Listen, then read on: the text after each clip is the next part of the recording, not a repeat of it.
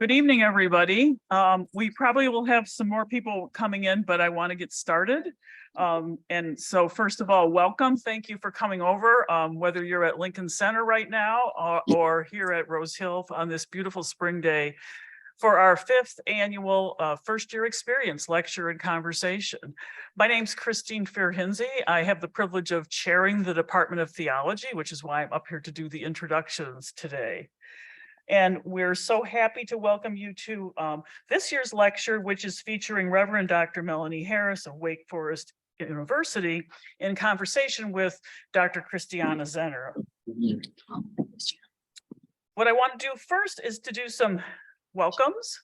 Already started that, some thank yous, and some brief background on the event that you're about to experience. No questions. So first, once again, a very warm welcome to our live audiences, both here and here in Keating Third, as well as live stream from Lincoln Center, as well as those who are going to view this later in recorded format.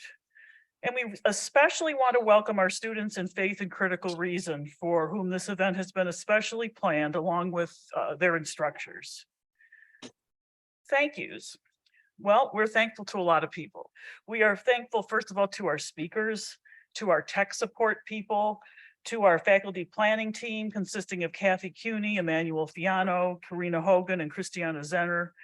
And we're very thankful to Mrs. Sue Perciasepi and Carrie McGuire, whose patient and generous efforts have been indispensable. And I also again want to thank all of you FCR students and instructors who are with us tonight for bridging your studies in this particular class outside the classroom with this broader communal exploration we're going to go through tonight. Finally, I want to gratefully acknowledge on all of our behalves the major support this series has gotten from a generous multi-year gift by Mr. Jack and Mrs. Sylvia Picard-Schmidt, who are our principal supporters for this first year series. On behalf of our students, faculty, and Fordham, we are very thankful to Jack and Sylvia. And as you've seen from the flyers, thanks to our generous donors' support and in collaboration with the Office of Multicultural Affairs and the Office of the Chief Diversity Officer and the Center for Community Engaged Learning, during her visit, we'll be able to have Dr. Harris participate in several other events around this major lecture. I want to just mention too, and there are flyers here on the table for those who are interested, there will be a reception right outside here, right after the talk, that I hope you'll hang around for. After that, at around 7:30, there's a special post-lecture reception for Fordham students and faculty of color to meet Dr. Harris. And that's going to be in Duane Hall, the ground floor of Duane, in the theology department area from 7:30 to 9. So you're welcome to that. Tomorrow at 3:30, there's going to be a conversation about Fordham's new Eco-Justice Action Plan, the new Ladaudo seat plan that was rolled out last week during Earth Week. That's going to be at 3:30 in the lower level of the University Church. There'll be food and it'll be a nice diverse group of people talking from different parts of the university about what do we do, like what are we doing about the environment at Fordham and what's the next step. So everyone here is extremely welcome to come by for that, and we hope you'll think about it. Okay, background. Well, as you've already heard, tonight's event is part of our Beyond the Classroom curriculum for Fordham's introductory core course named Faith and Critical Reason. This class introduces students to critical religious and theological inquiry and grapples with questions of meaning, justice, and flourishing in our contemporary world. Since 2018, this event has brought to campus distinguished guest speakers to address students enrolled in the class in dialogue with a text that every class reads across the many sections of this course. In the face of the human and ecological crises and challenges that confront us in the US today, we don't live in easy times, right? We live in difficult times. This year, our faculty has designated an essay by James Cone. It was a breakthrough essay coming out in 2000. It's entitled, "Whose Earth Is It Anyway?" for all of our first year students to read and reflect on.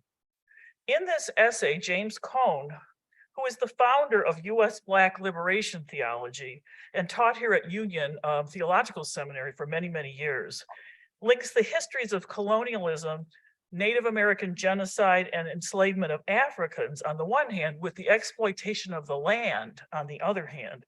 And he argues from his Christian perspective that ecological and social liberation are necessarily interwoven. In a few minutes, our guest speaker and discussant are going to take up with us the ecological, social, and religious issues that are raised in James Cone's essays in light of our current historical moment, one that is fraught, heavy, and marred by crises and uncertainties. As every single one of us listening here grapples with our divided and suffering world, and as we seek to listen to what Pope Francis calls the cries of the earth with the cries of the poor, where can we turn to find the wisdom and courage and insight that we need? How can we identify and align ourselves with forces for good and become active participants and promoters of these forces for good?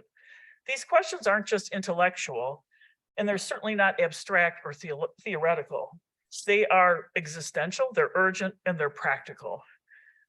We're lucky to have with us speakers this evening who are steeped in study, but also action around such problems in all their complexity, and they'll help us, we are sure, address them in light of their own engagement with them through the lenses of policy, ethics, activism, and religious tradition.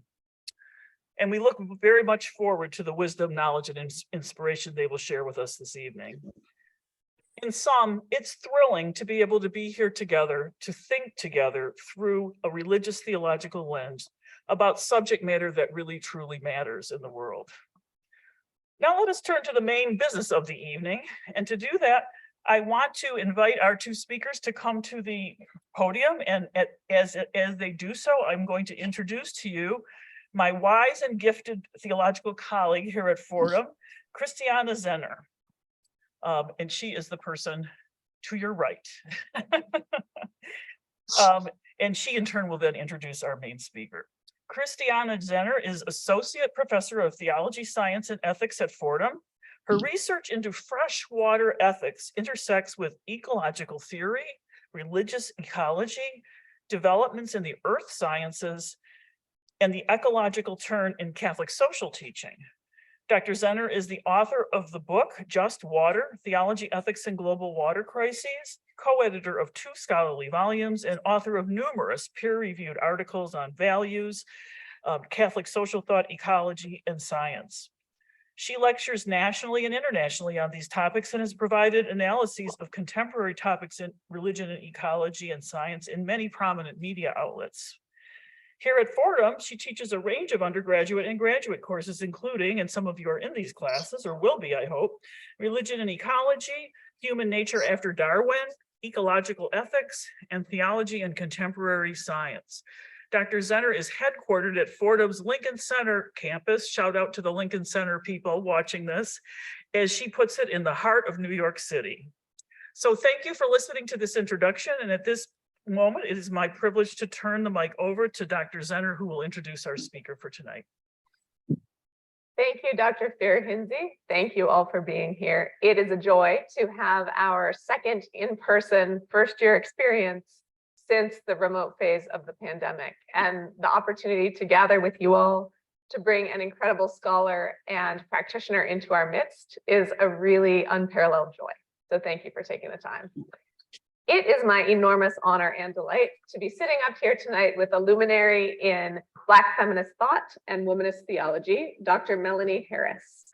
Dr. Melanie Harris comes to us tonight from North Carolina, Wake Forest University, where she is professor of Black feminist thought and womanist theology at Wake Forest Divinity School.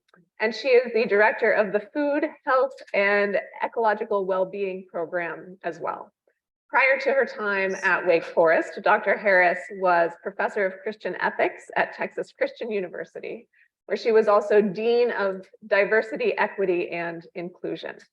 She is a graduate of our very own sister institution, Union Theological Seminary, a legendary place of Christian social action and theological reflection, and we will, I'm sure, delve into that. She is the author of 2 books and many more, I am sure, to come. Her first, published in 2010, is called Gifts of Virtue, Alice Walker and Womanist Ethics. Her second book is on Ecowomanism and constructs a particular womanist mode of engagement with ecological realities. And we will also be delving into both of these this evening. So it is my pleasure to welcome you, Dr. Harris, for this conversation about solidarity with one another and the earth. Thank you. Thank you. The way we're going to have this conversation unfold tonight is that we, as we were discerning and speaking about how to make this lively and relevant to the task at hand, we identified a number of petals on a flower. You can imagine its shape or genus or species, however you like.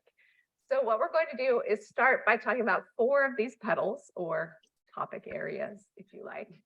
And then we are going to take a pause and have time for reflection and Q&A and engagement from students who are gathered.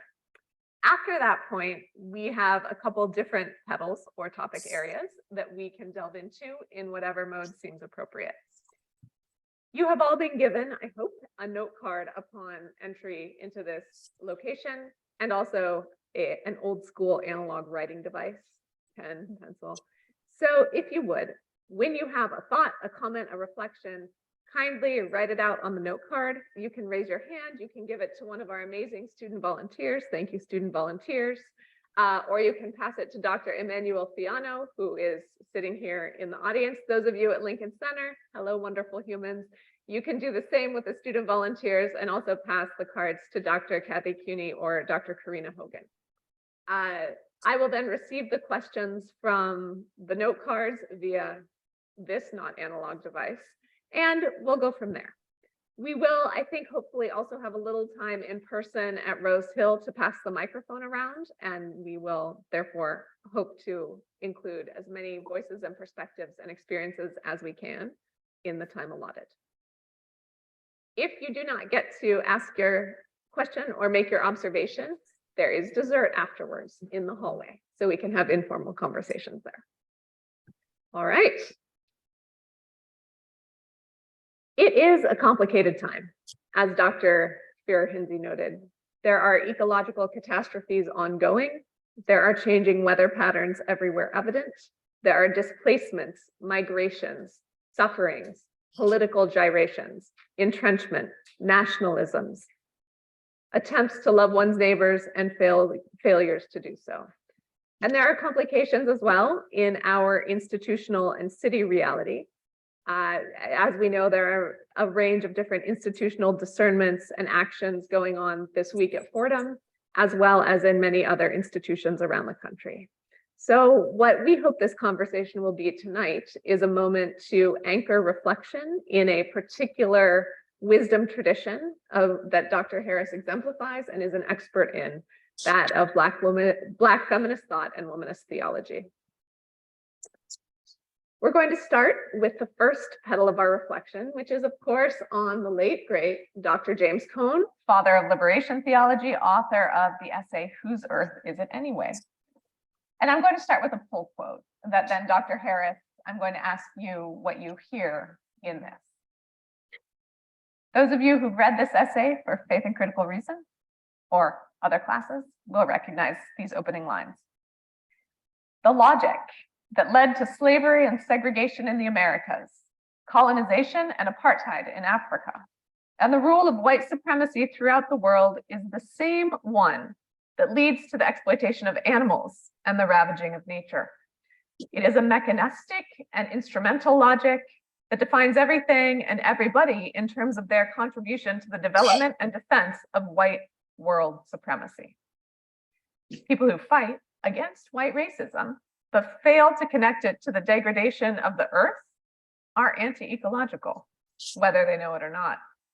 People who struggle against environmental degradation, but do not incorporate it in a disciplined and sustained fight against white supremacy are racists, whether they acknowledge it or not.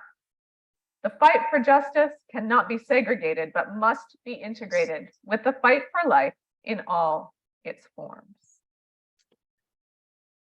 Recall that this observation was published almost 25 years ago. It's powerful in that moment, and it's powerful still today. Dr. Harris, how does this insight show up in your work, and how does it land with you as it sounds in the present moment compared to when you might have first heard it from Dr. Cohn himself? Thank you. Deep gratitude to you, Dr. Zenner, to our wonderful chair of theology. Deep gratitude to all of you for the hospitality that I have received during this visit. It is a great space and a great day to be at Fordham. I am deeply grateful also to all of the peoples, the indigenous peoples who were here before us, and I invite you to remember them with me as we engage our conversation together. It is a deep gift to be a part of the path of knowledge and the creation of knowledge, but it is also important to acknowledge that we are not the only keepers of epistemologies, that there are lots of epistemologies that have been here before. And so I give thanks to those ways of being and those knowledges that we are joining in with on tonight. In the African tradition, in the African American tradition, it is very important to give thanks to the elders. And so I do give deep thanks to Dr. James Cohn. He was my professor at Union Theological Seminary, and I arrived here in New York City just about 2 weeks before September 11th in 2001. New York was fresh and new. I had just been to the Twin Towers to see the amazing Alvin Ailey dancers dance just beneath the towers, and to hear just a few days later and to experience New York City at that time was earth-shaking.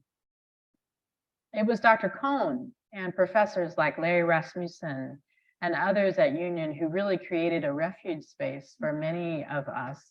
I had recently been ordained as a deacon in the African Methodist Episcopal Church.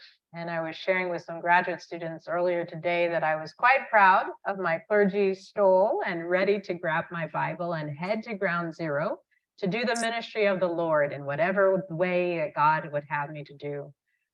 What I uncovered there was trauma and a real deep inadequacy that I had from my own theological training, because I did not know how to speak multi-religiously. I did not know very much about interreligious dialogue or interfaith dialogue. And so as I watched some of my friends and colleagues and professors really go through some of the terrible incidents of Islamophobia, I recognized that I needed to do better as a religion scholar, that I needed to do better even as a Christian to be able to deepen my own wisdom and knowledge. Dr. James Cohn was one who saw those realities. He was one who was able to see lots of different connections. In terms of theology, those whose voices were classic, mostly white male, and those whose voices were left to the margins. And it was his work and his path of really giving birth to Black liberation theology that began to set a frame for all of us, not just in theology, but also especially in Christian social ethics. One of the great things about Dr. Cohn is he was one of the most radical thinkers.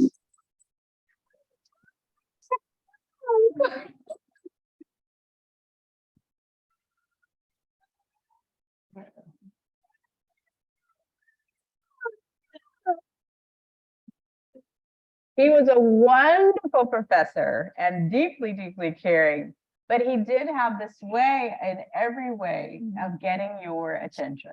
And I really deeply appreciated that about him. When I think about his words today, it is amazing to me that a prophet's voice can be heard even 25 years later and have the same power and resonance for our time. It is difficult for our current human species to be together as humans. And it is, I think, a call that he was making even in that time for those of us who were working in ecology to recognize that we were working within colonial frameworks, even trying to do the work of environmental justice, that there was something not wise about not looking at Native voices, not looking at Native cosmologies, not honoring Native spiritualities, and that there was something also askew, but we would not be able to engage people of color and communities of color, particularly as they were experiencing environmental racism and experiencing climate change differently than many white communities. So he named that very deeply in Whose Earth Is It Anyway? And then he also, very typical of Cone, had an internal critique. So as a Black liberation theologian, he could have just really critiqued every other part, but he also has this real deep self-reflective move back into the African-American community, and specifically into Black church communities, many of whom at that time had just begun conversations about ecological justice, and many of whom even today are still trying to have the conversation around ecological justice and trying to find the links therein. One of the gifts that we'll talk a little bit about hopefully later is the continued legacy of Cone and of Cone's work, not just at Union, but throughout the world, really, of helping us to recognize that there are still lots of racial justices that need to take place. That it is not just about racial reparations, but it's also about ecological reparations. And that these two are linked in the same way that he argues in this particular essay. There is a link between the justice issues and the environmental issues. There is also a deep, deep link between all justice issues and earth justice issues. Listening to the earth then becomes important. And a lot of times it's African cosmologies and African-American ways of being, Native ways of being, indigenous cultures, Asian diasporic ways of being indigenous, really that allow us to even hear the earth. I often invite my students in a space like this to take a pause and to try to hear the closest tree breathing.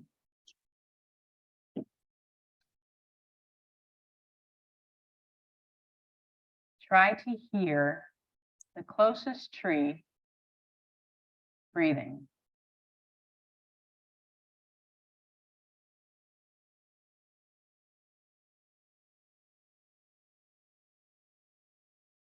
So if you take a breath and hear that tree in your own being, you're quite mature already in your eco-spirituality.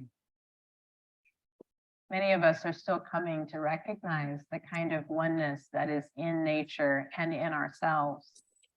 And I think upon coming into that kind of awareness is actually where Cone would like us to be.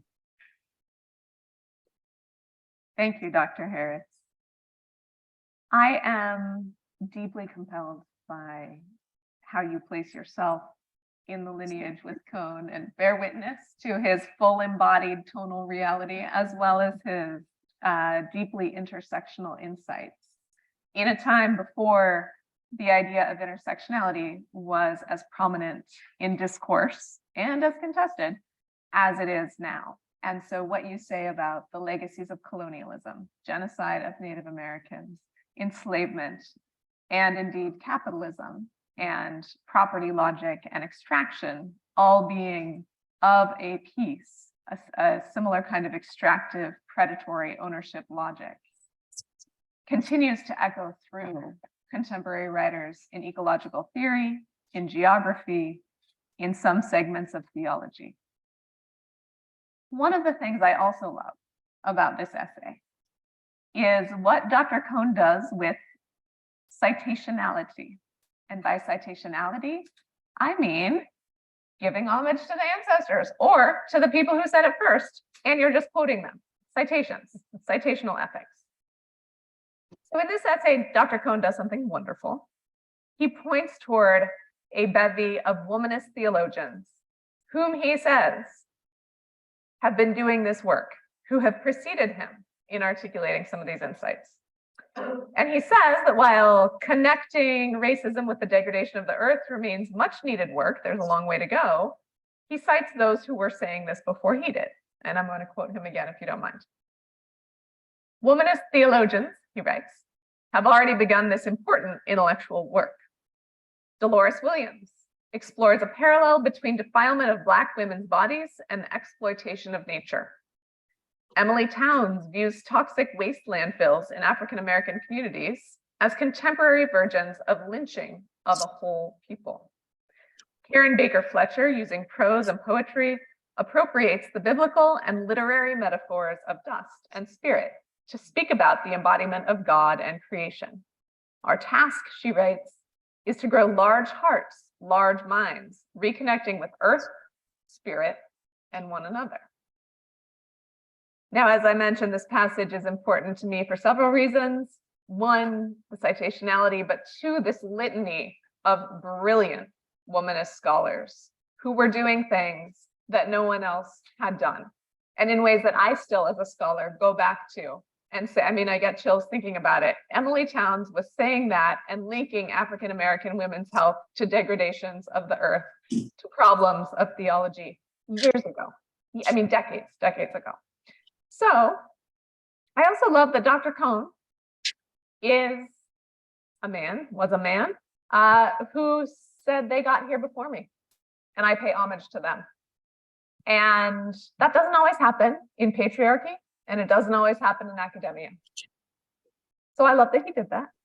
And with Dr. Cohn, we hear and honor Dr. Dolores Williams, Dr. Emily Towns, Dr. Baker Fletcher. I think we could also add Dr. Katie Geneva Cannon. And so, Dr. Harris, I would love to hear you speak about what some of these womanist, Black feminist thinkers have meant for you and your work, and what it means to you to find them given homage here.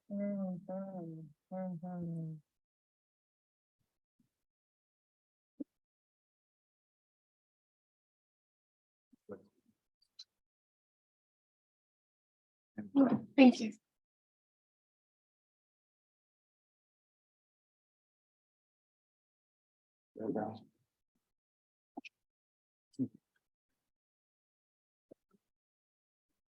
A new time begins when a man can accept that he's not the first on the planet.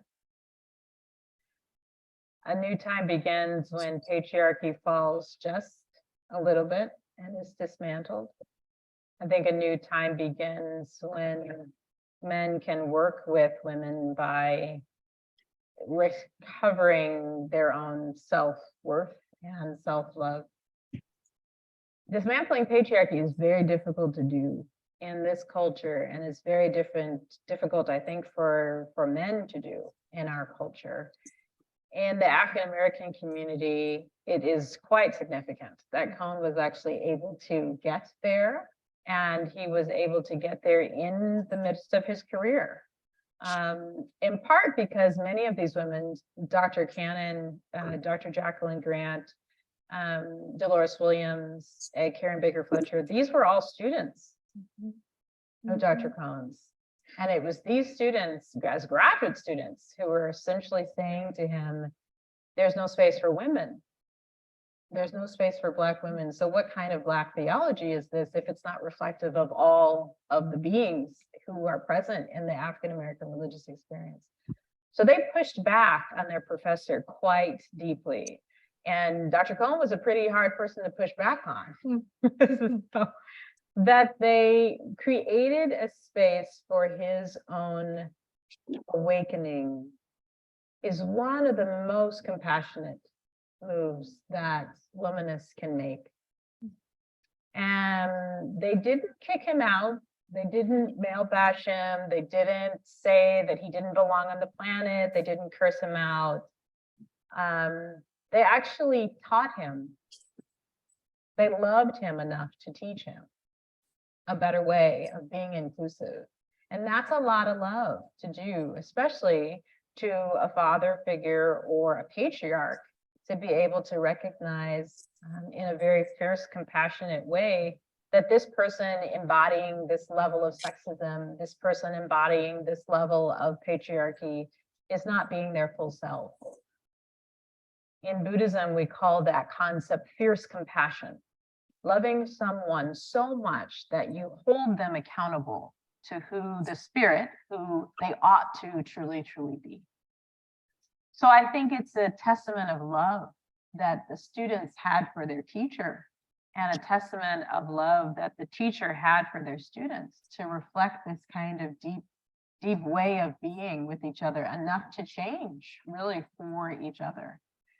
I think echoing into that, there is a deep, as you noted, Dr. Zenner, a deep recognition of the wisdom that these Black women had to be able to correct and love, but then to also see the wider challenge of climate justice was bigger than the challenge of this, one level, this one being who was embodying sexism. Now that takes a deep kind of wisdom to not throw the baby out with the bathwater, to not throw the man out, because of the sea of the reality that for womanism, everyone is invited, everyone is included, including those who do not see well at certain points. Everyone becomes healed. Now, it's important to recognize womanism and the definition of womanism didn't actually start with the same generation of women. Alice Walker, the Pulitzer Prize winning author of The Color Purple, is a literary genius, and it was she actually who coined the term womanist, gave it a kind of 4-part definition in Search of Our Mother's Gardens, in part because of her reflections on taking back the night movement in the late 1970s, a part of the feminist movement of women on college campuses really protesting for safe environments and safety from sexual harassment and rape and violence, sexual violence. So it was Alice Walker who was really thinking about the term and her reality of recognizing that Black women and women of color's voices and experiences weren't always in the conversation around feminism. So rather than try to continue to convince as many white feminists as she could, she decided, you know what, we're coming up with our own name. And that self-naming becomes a really important part of the womanist tradition. Dolores Williams, Katie Cannon, of course, is the first person to publish in the discipline of theological ethics and in theology, really coming to terms with this Black feminist consciousness that Alice Walker introduces us to, and presents the term womanism to the discourse of religion. Dolores Williams and others begin to take that word, that term, and really begin to challenge white male Christian theology using a different approach. Rather than centering this white male God, they actually say that African American women, that women of color's voices and perspectives of God are different. That when you come at it from an African American woman's perspective, even the notion of compassion, even the notion of love and God's love, even the notion of the cross changes in some way. Dolores Williams, of course, Presbyterian, powerful, powerful woman, ends up becoming in many ways a heretic in her tradition because she so challenges the symbol of the cross. So that church folk really get nervous about the theology and where she's going, because she's essentially saying that it's not enough to just focus on the blood and the gore and the wounds of Jesus, that the gore of the cross is not enough to really pronounce that the life of Jesus, that the ministry of Jesus, that the hospitality and the care and the washing of feet and the taking care of the poor, that too is a part of a healthy Christology. So she and others really do take womanism and adopt this term from Alice Walker and present it, kind of represent it to religion in a way that empowers Cone and really encourages him to take the whole project of Black liberation theology to the next level. So it is remarkable that it was the women to hold this kind of wisdom path and wisdom space for this one brother. And it's a powerful testament to what love can do. Love can change the world. It actually can. And especially for Black liberation theology, it's womanist love that did. Well, amen to that. Many of our students, I think, whether graduate, undergraduate, are familiar with Dolores Williams' work, especially Sisters in the Wilderness, and the narrative that you so beautifully articulate of saying where is the Black women's experience, where is that perspective, really comes through in that book. So thank you for drawing her in and giving her praise in this regard. I am mindful that the second petal of our conversation is in fact precisely about Black feminist thought and womanist theology. And so I'd like to offer up a few topics that you can choose from and constellate as you like. What does Black feminist thought and womanist theology mean to you as someone who has those two terms in your title? And then I'd also love to hear you speak a little bit about your own contributions to this discourse, because I'll just take it as my moderator privilege to say, Dr. Melanie Harris is someone who pointed out that while Alice Walker's legacy, as taken up by Katie Geneva Cannon, Dolores Williams, and many others with powerful voice, Alice Walker's legacy in her massive literary productions as a literary genius had not itself been explored for what kinds of insights, principles, and virtues might be generated as a kind of womanist ethic or discourse. And so Dr. Harris's first book, Gifts of Virtue, Alice Walker and Womanist Ethics, does precisely that. So I want to make sure that in this articulation of Black feminist thought and womanist theology, you also include yourself. Thank you. True, sister. Invitation and challenge. I'm not going to let you get away with sitting to the side. Thank you. Thank you. This is what sisters do. You know, you always try to help each other look beautiful. So I appreciate that. Thank you. Oh, it's easy here. Thank you. You know, it is a gift to be a daughter of the tradition who embodies, you know, both sides, Black feminism and womanism. There are differences according to different womanist theologians. Sometimes it's marked by generations between Black feminism and womanism. I am what we call a third wave womanist. And a lot of this shows up in my dissertation and in my first book. Methodologically, I'm actually more shaped by Black feminist theory. And some of that in part happened because of the work of Patricia Hill Collins, because of the work of Bell Hooks, and also because of the prompting I had from some of my own advisors, Emily Towns, Larry Rasmussen, to really deepen into Black feminist thought as a way of widening my own theoretical lens and landscape as a budding graduate student. I'm grateful for that in part because for so many in the womanist tradition, the confessional generation, what we call the first generation, Katie Cannon, Jacqueline Grant, others in that generation, for so many of them, their connection with the church was so important that they were not comfortable pressing all of the barriers at the same time. And one of the barriers that really those womanists were not really allowed to press into was around sexuality and sexual freedom and women's bodies.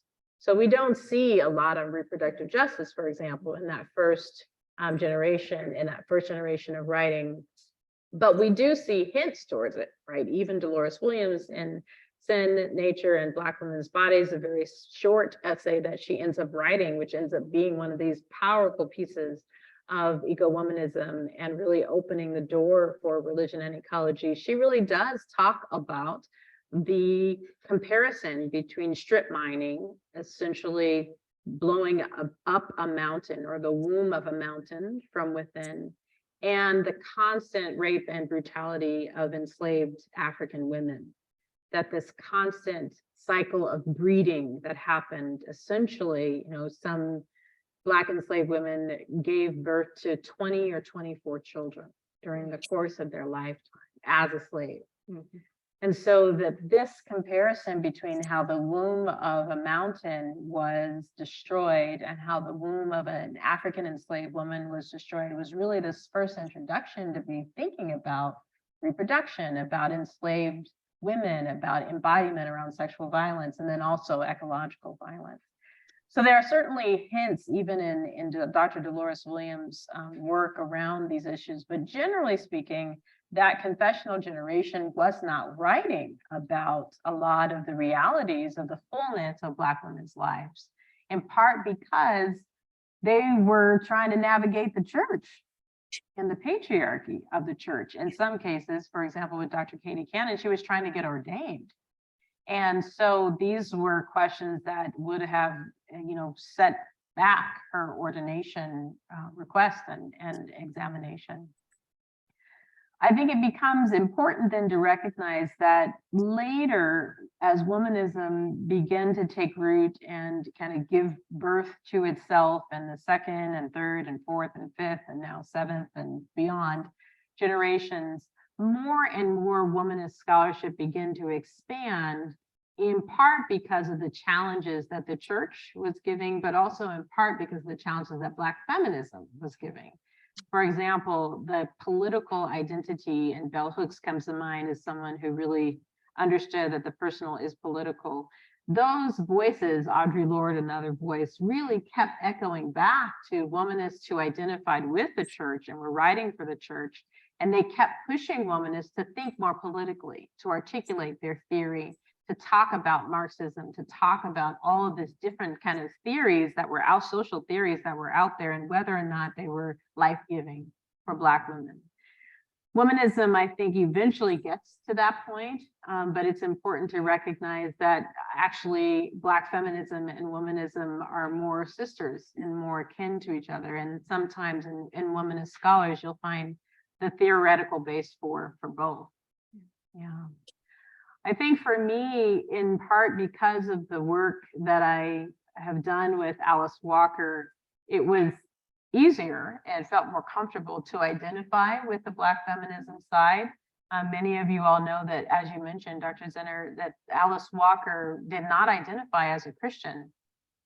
She was born into a Christian church, a Methodist, African Methodist Episcopal Zion Church, actually, in Georgia.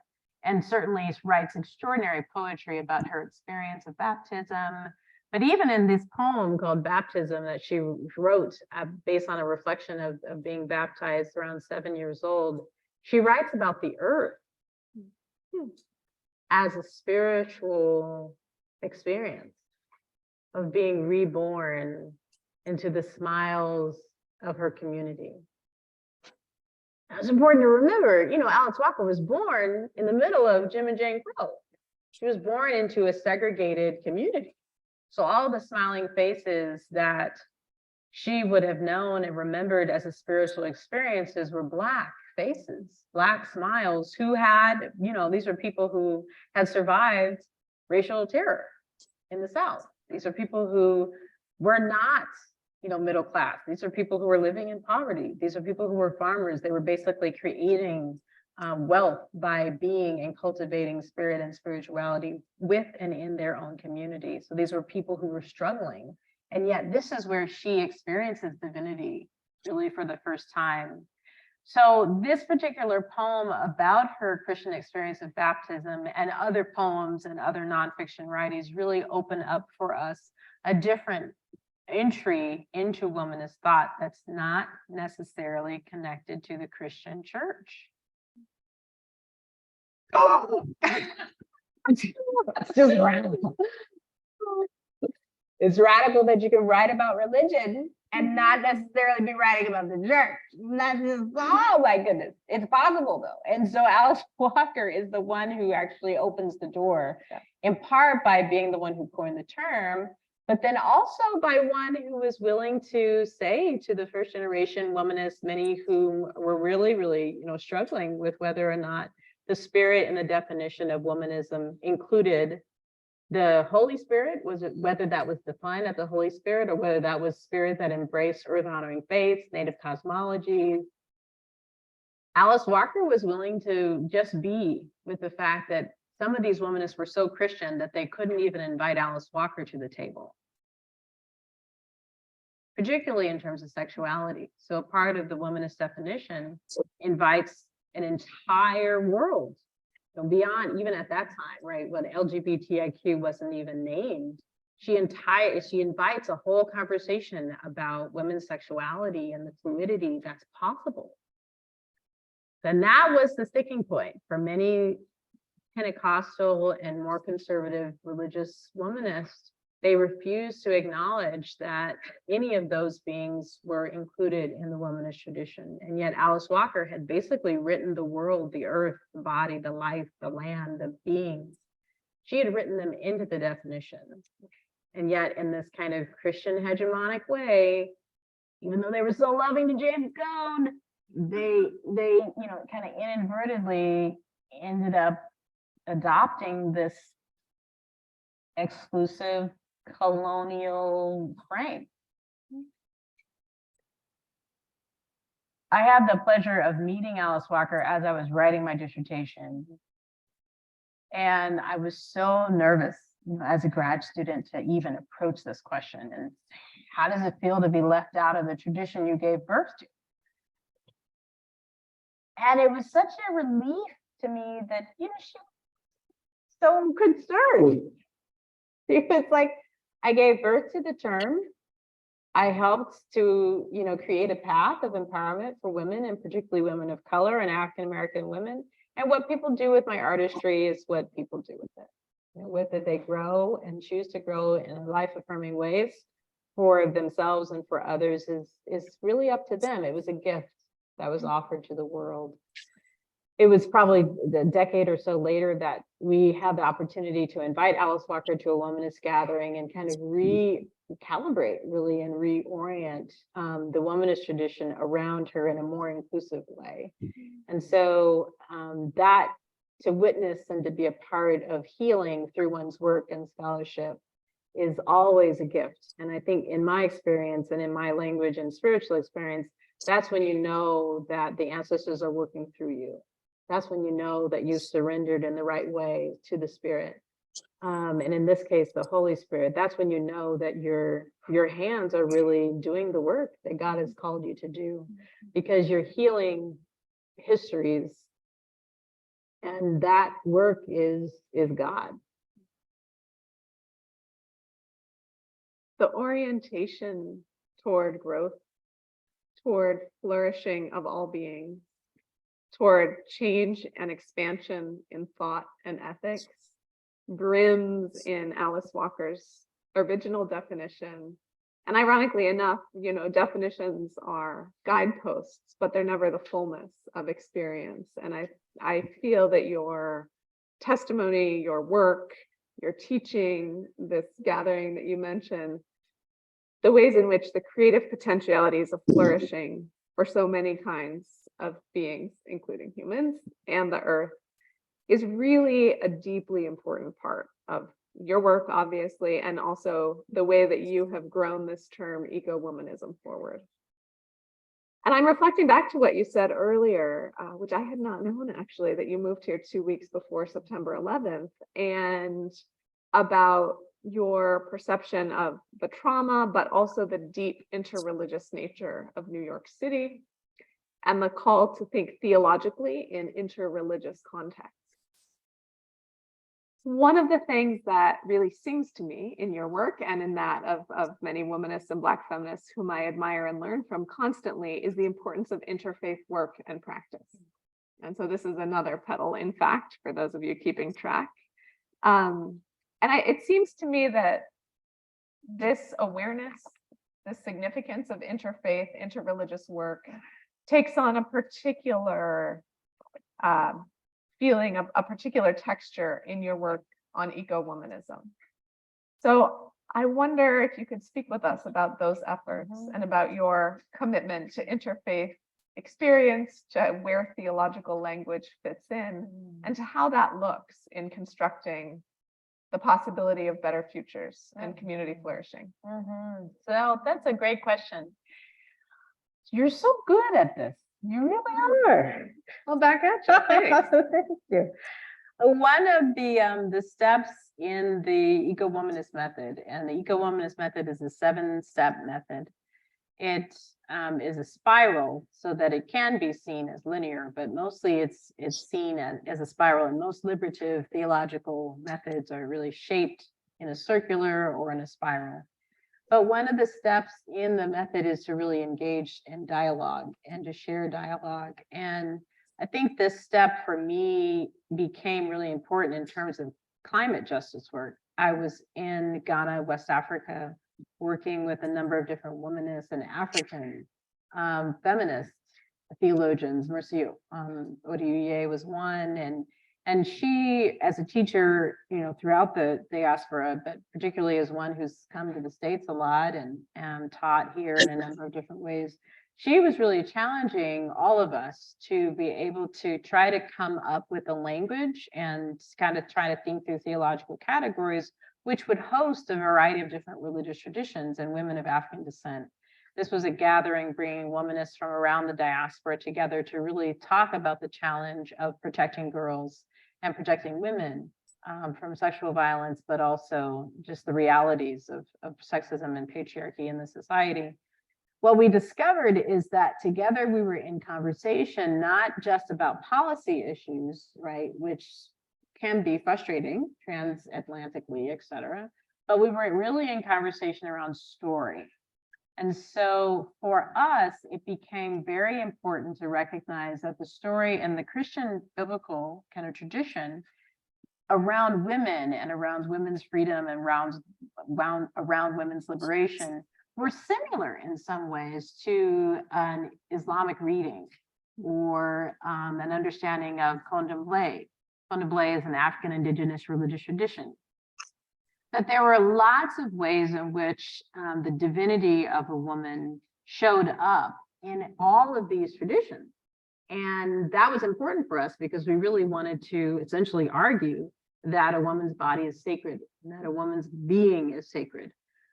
So we were each able to find these different stories, these different narratives in our own religious traditions. And that was the key for us having this very deep interfaith religious conversation. It was really learning each other's stories and learning how to respect each other's stories in a way to be able to then champion together an argument for justice and for protection of women and girls.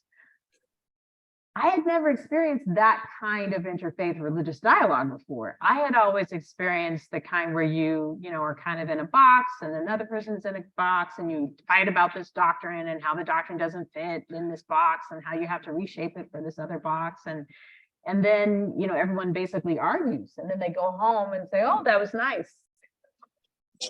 A lot of boxes. Yeah. Well, that kind of comparative way of thinking about religion isn't always friendly and it's not always kind. And it also doesn't necessarily have any kind of ethical or justice relatedness to it. But starting with the ethics, starting with the justice relations, that's what opened the door for storytelling and narrative sharing. And that more feminist, womanist way of being was a way to be able to not just share story, but to learn and develop new languages as we were in conversation. So we started coming up with terms and new languages, in the same way that Alice Walker came up with the term womanist. There are lots of ways in which new words were emerging, even as we were learning how to speak it. So it's amazing to think about the art of theology, the gift of religion, the gift of religious studies as a way of creating not just knowledge, but creating language for your time. The way we talk about climate change today is not how you're going to be talking about it 20 years from now. You're going to need new language. And some of that language will come from the poetry you write. Some of it will come from the articles that you've written. Some of it will come by the inspiration that you hear tonight, but also 5 years from now. But everyone will need that language in 20 years. And so, yes, I think the lifting of that interfaith component ended up being a really important experience for me that ended up weaving its way into the theory, really the method. And it's normative, of course, for Black feminism and womanism to have a theory praxis connection. So that in this sense, the weaving of the method, the 7 steps, by the time we move to that wave of the method, we're back to praxis feeding into theory. And that is imperative for the work of actually practicing justice, the 7th step. Amazing. I am hearing such deep undertones of Black feminist tradition as well in what you say. Audre Lorde, poetry is giving voice to the voiceless so it can be thought. the ways in which there are these gaps in the articulable, whether that's in theology or philosophy or policy or what have you. And part of the wisdom is experience and saying there's something here and I don't know how to describe it. But when there's a moment of recognition with someone else who experiences it, and then you can begin to name it, that is a moment of real power and real revelation. And so I love that. I love that. Yeah, Toni Morrison calls that the dancing mind. Oh, yes. That there is right. a way in which, Right. when we're in thinking partners together, that when we avail ourselves to be fully open-minded, when we're not so nervous and anxious about maintaining the best thought in our only brain and, you know, so ego identified with our ideas, when we're open and willing to release and learn from another, that you actually can walk in step with another thinking mind and learn something totally different, you know, develop a whole nother way of dancing with your mind. And I think that's the open-mindedness, right? That Karen Baker Fletcher was really kind of prompting us to be able to dive into that. In my experience, the womanist mind has often been experienced in womanist circles, but most profoundly in interfaith and interreligious circles. Most recently, I was at Harvard this past weekend, doing exceptional work with Charles Hallisey and a number of Buddhist scholars, Janet Gyatso and many there, and a womanist collective, doing what we call a Jewish reading. It's a communal reading process whereby the friends sit with each other and read the same text together so as to be able to see for and with each other.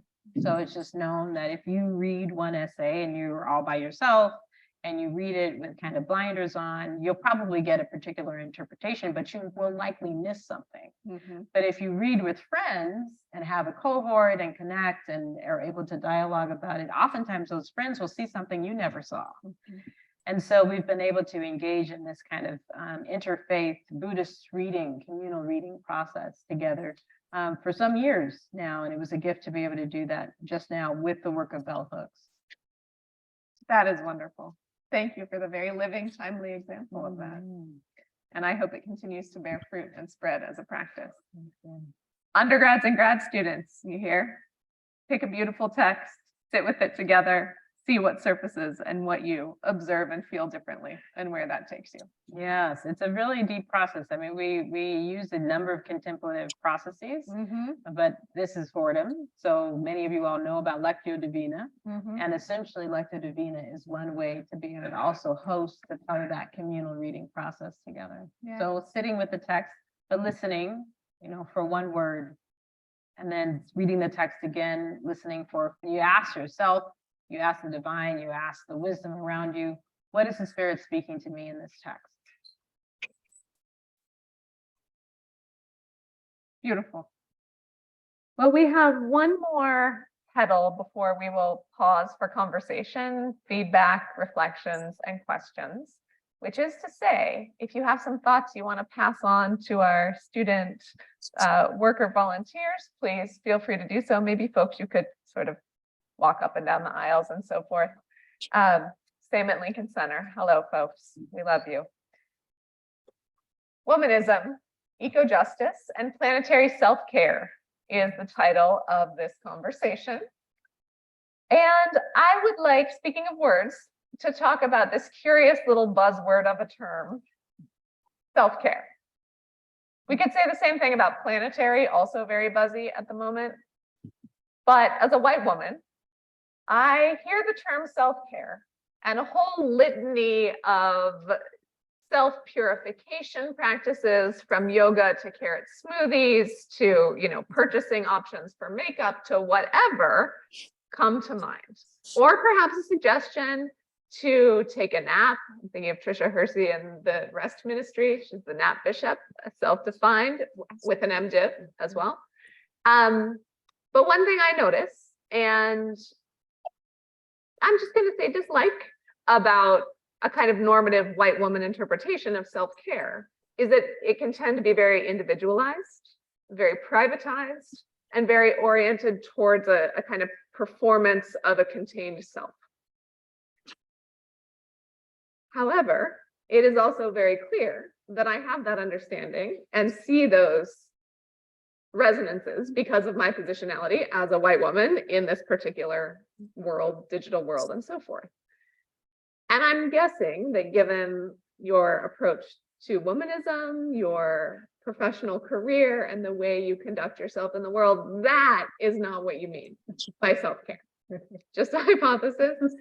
So I'm wondering, when you say womanism, eco-justice, and the work of Planetary and self-care, what do you mean by that? Ecowomanism is essentially an approach to environmental ethics that centers the voices and perspectives and the expertise and the scholarship and science of women of African descent. And so by placing these women's voices at the center of climate justice work, we actually open the gates for a lot of intersectional analysis, and also to really highlight the experience of women of color and Black women. Some of those experiences are experiences of racial trauma. And healing those experiences of racial trauma is also a part of an eco-womanist paradigm or framework. So that we're not just healing racial trauma, but also in some cases, gender trauma, sexual trauma, but also environmental trauma. So that in marginalized communities all over the United States, but really all over the world, there are women of color who are at the forefront, Black women who are at the forefront of environmental justice work, because it's our children, Black children, brown children, who are being deeply impacted by toxins in the water, lead. We think of all from Flint, Michigan to Mississippi to Memphis, everywhere, right? That there are real ways in which Black women in this country have had to be the ones on the front lines because we're defending our own communities. And that there is a kind of creativity and extraordinary brilliance that's coming out of that form of activism and out of that form of work. To be able to recognize that that takes a lot of energy, right? It's like being in an academic setting like Fordham or Wake Forest or anywhere, and recognizing that a lot of the scholars of color, particularly Black women, are doing their job and they're also doing invisible labor, right? That they're the ones oftentimes that students will come to and say, I know you don't have time to meet with me, but I don't really feel comfortable meeting with anybody else. Can you just help me with advising? Right, so that's labor that a lot of times scholars of color are doing on top of their job. And it's important work, but it has to be recognized and hopefully, through a lot of DEI work, compensated eventually. Yeah. That kind of labor is important to recognize for the activist, because oftentimes the activist is exhausted from doing the work of climate justice, racial justice, environmental justice, working on ecological reparations, so that this invitation to rest becomes salvific. It's not individual, as you named so accurately. It is coming out of the spirit of Ubuntu, which is an African principle of understanding that we are all interconnected. I am because we are.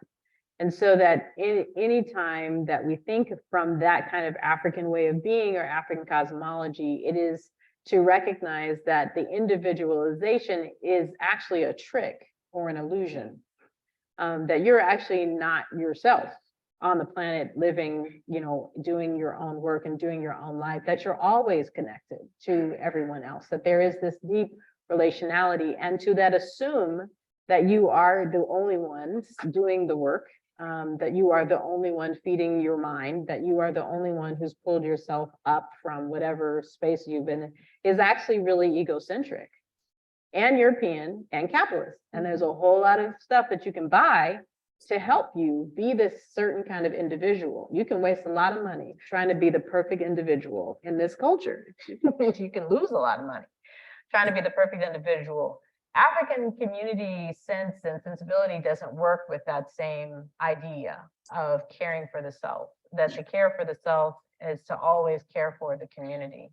And in that sense, the womanist ethic or communal way of being is always moving in a space of care for the self, so that the self can be fully whole and fully healed in order to be fully present in and with the community. You can be fully whole, but for a lot of us in common language, and I'm sure you all understand this because you're college students and you're here, you have to set boundaries to be whole. You just have to set, you cannot do everything. And you cannot please everybody. One, you have to be yourself. But you also sometimes have to set boundaries because sometimes you're working with crazy people. And they're going to ask you to do everything. And sometimes you're the crazy one. And you're just not seeing straight because you had several Starbucks in one day or 1 week. You're just trying to get through the semester, right? So you're not thinking clearly or straight. So recognizing that by building healthy boundaries into one's life and one's being, you can also then recognize how the earth is building boundaries. And the earth is building boundaries in order to fully be whole. And we see that a lot in climate change. But recognizing that that's a way of being, right? That's a way of being. And that boundary setting is important to be whole as you can on the planet. And then also recognize that planetary care is also a part of the work that we should be in step with. So I'll stop there.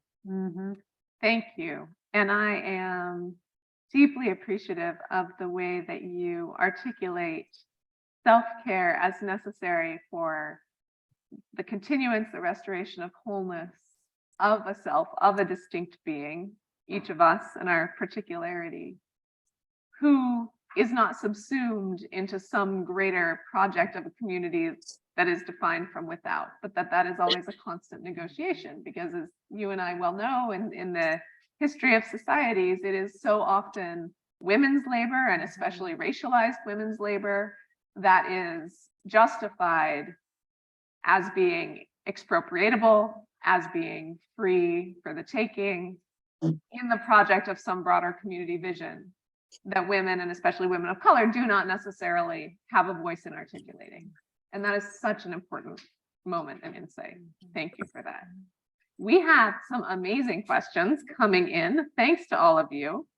I'm going to start with one from Lincoln Center. Shout out, Lincoln Center folks.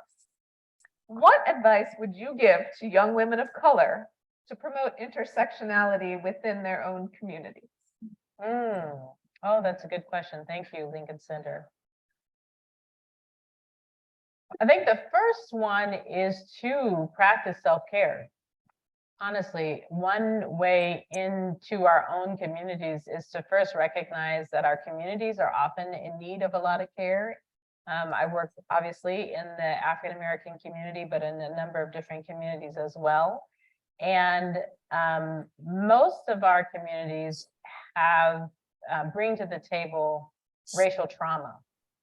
And so as a facilitator, as a leader, as a guide in terms of doing intersectional work and allowing people and facilitating, how people, how organizations can come into the work, it is oftentimes a reminder to not just share with those who are around the table that rest is going to be a part of the healing process from the trauma that we have, that we've endured, but also that the facilitator, the leaders, sometimes the facilitator yourself, but sometimes also the leaders of the organization also deserve to rest.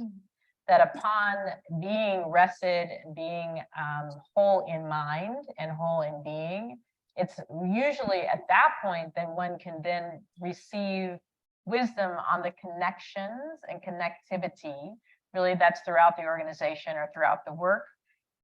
Once we see those connections, then the teaching of the intersectional frame is much easier because people can actually feel the connections or see the connections, not just in their own lives, but also in the work of the organization.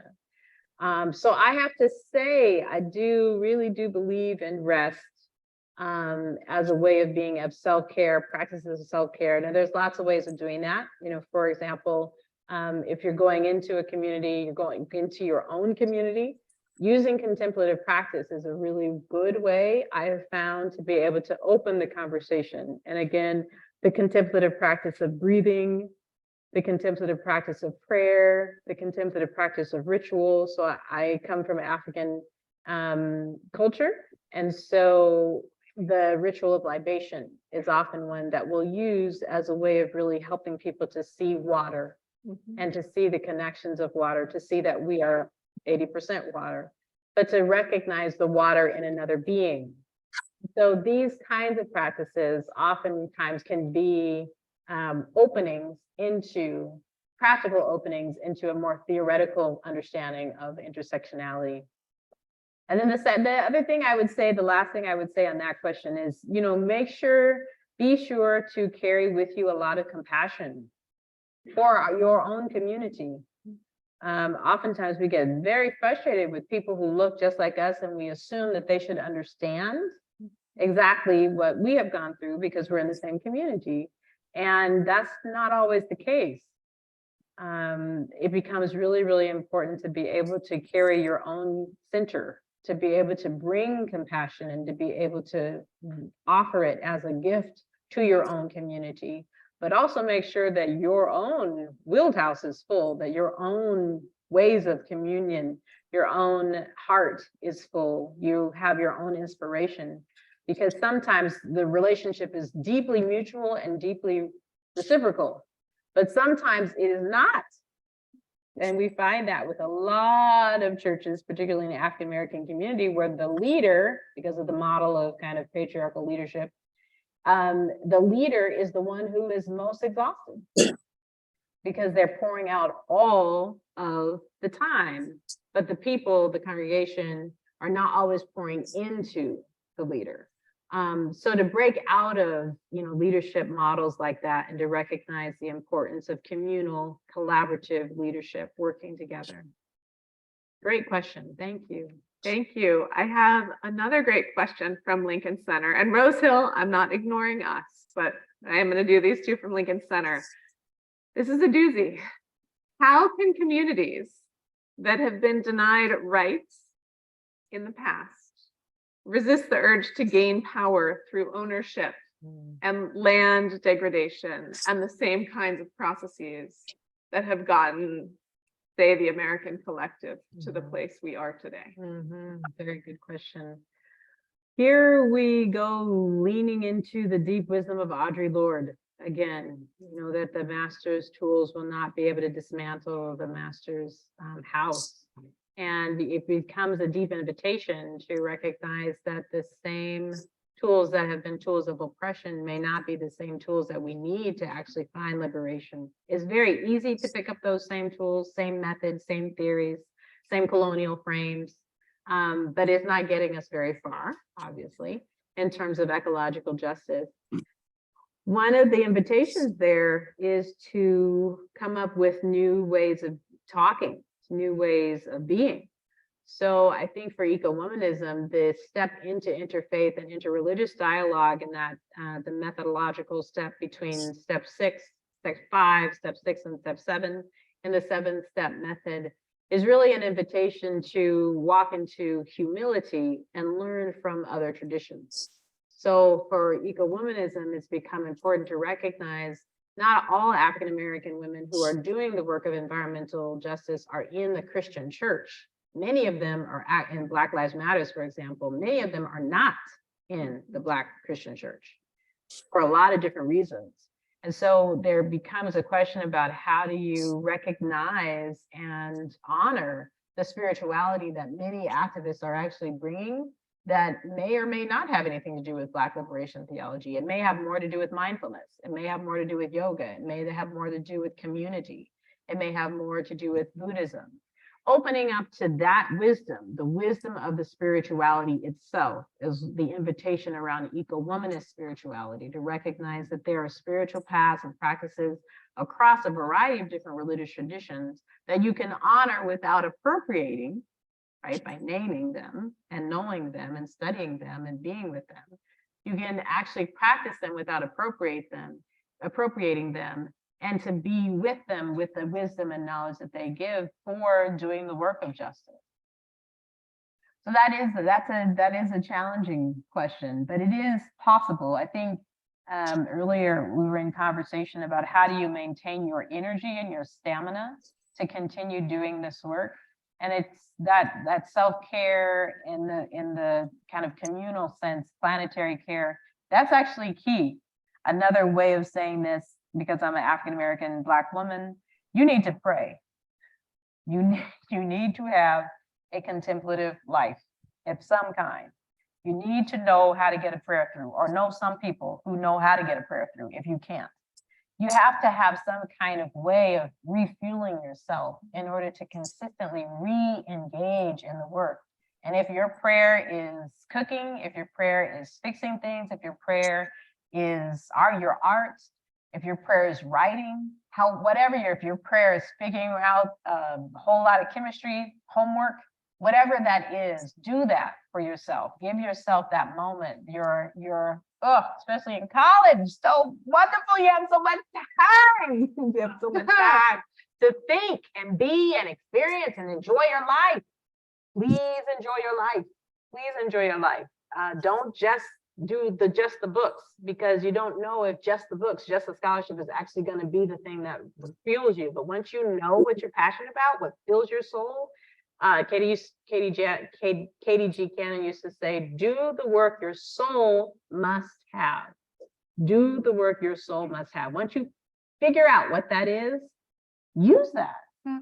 Deepen in that, create that as a spiritual practice, as a discipline, a spiritual discipline to be able to refuel your own heart. We have had so many conversations in various classes, faith and critical reason, courses up through the theology core and beyond, about precisely the intersection of these questions. So if someone is spiritual but not religious, how to learn from, draw on traditions and honor them and be nourished by them and with them without appropriating them. So thank you for pointing to that. That has come up as a question here, and I want to make sure that answer, which you said without me asking it, came through. But also this question of what is college for, and what role does theological or religious education play in it? I hear so much of what you're saying in two inflections. One, there's this idea that we all have to find our passion and know what it is and go for it. And that's great for people who know what it is, right? It's trickier when you don't. Maybe you've come out of high school and you're really good at a lot of things, or your parents want you to study a particular thing and you're kind of meh about it, but you're doing it because it's practical and they're paying the bills sometimes and that sort of thing. And so I love what you're saying about whatever prayer is for you, whatever contemplation, whatever energizes and delights in a way that makes you feel fully yourself, differently alive. That is really worth listening to. And so thank you for bringing that up. I think we want to take one or two more questions, and I'm going to combine a few that are really close to the body, heart, and trauma for many of us in the room. And we've had a few folks write in about how to navigate the hypersexualization of Black bodies, and especially Black women's bodies, in a culture that is suffused with gendered violence and a lot of fear of a variety of types of bodies and expressions of sexuality. And especially, how do we have these conversations when there are many survivors in a given room, and these are not just theoretical constructs? How do we navigate that, Dr. Harris? As a teacher and a pedagogue, I am deeply aware that we are thinking beings, that we are also beings who are embodied, fully embodied. And so for me, contemplative practice around breathing has actually been really important, particularly for my students who are survivors. Oftentimes it becomes a space of refuge to be able to come back to. So what I often do is teach at the very beginning of a semester, I teach a very basic breathing exercise or breathing meditation. And this actually comes to me from a Buddhist tradition. And not so much Christian mysticism, but really a Buddhist teaching around breathing in and breathing out, and really understanding within one's own body how to calm the heart and how to calm the body and how to calm the mind so that one can enter back into that calm state, even when one may be triggered by something a student says or something that happens, or if one themselves is feeling really, really anxious. So we do practice breathing breathing meditation as a part of our class in ethics or ecowomanism or feminist theory. And that practice of breathing has helped, I think, a lot of students be able to recognize, particularly if one's triggered in a moment. I know many teachers several years back, all of us kind of received training on trigger warnings, right? And so being mindful as a teacher and as a professor that I do need to let students know if we're going to see a visual that is going to be harming or could be interpreted as being harming or triggering. And if that happens, students in my classes have permission, one, to be in a breathing space and just to raise their hand or let me know I'm not going to be able to do this small group right now because I really do need some breathing space, to be able to invite students to sit where they want. For some survivors, it's very important to be able to see the door right in front of them, to be able to see an opening, a window, etc. And then to just name that, right? And to create that as a norm for the class, to really say, we're going to make this into a trauma-informed space. That the class is going to be trauma-informed. So there will be certain things that we all commit to that will not happen in this class because of who is here and because of the respect that we want to give to every being in this place. So I happen to be teaching Ecowomanism right now, and also a class in Womanist Mujerista and Feminist Womanist Mujerista Theologies with Liz Gandolfo. And we have a beautiful campus, and we have windows such as these, yours right here, with very large windows. And we have these beautiful pigeons who come into class. Yes, they come into class. In part, I think, honestly, because the vibration that we're in is pretty high. And I think those birds are like, hey, you know what you learned about ecowomanism? We want to know about this easy feeling. What is this peaceful feeling? Well, for one of our students, it really was not okay for there to be pigeons in the space. And so we really had to do some work around what does it mean to be in a class on ecological justice, to really be inviting all species, but then to also honor the kind of human response, the human reaction of trauma related to birds. And how can we actually kind of configure our space differently? So we didn't quite get there, and it's the end of the semester, so I have to tell you what happens next time I teach the class. But it is an important thing to be able to think about space differently as a teacher. How do we create our spaces as being trauma informed? And then I think as the students, especially for students who are survivors, and we can be survivors of a number of different things, to have the, the strength and the help and support from either wellness care or whatever office to go to your professor and say, I'm going to need you to be different if you want me to learn in this class. There's some assignments that I really don't feel comfortable doing, or I'd like to do them differently. But you have that agency as a student. You have a lot of power as a student, especially here. You have a lot of power as a student, and especially in the classroom, to work alongside the teacher, the professor, the leader, the one who's guiding you, and to say, actually, this is how I would learn more deeply. This is how I would learn more. And you never know. I mean, it could be like womanist love. You end up teaching the professor. Professor is teaching you, but in that sense, that's a beautiful mutual circle of learning. And that's what we're here to do, to help each other learn. Thank you.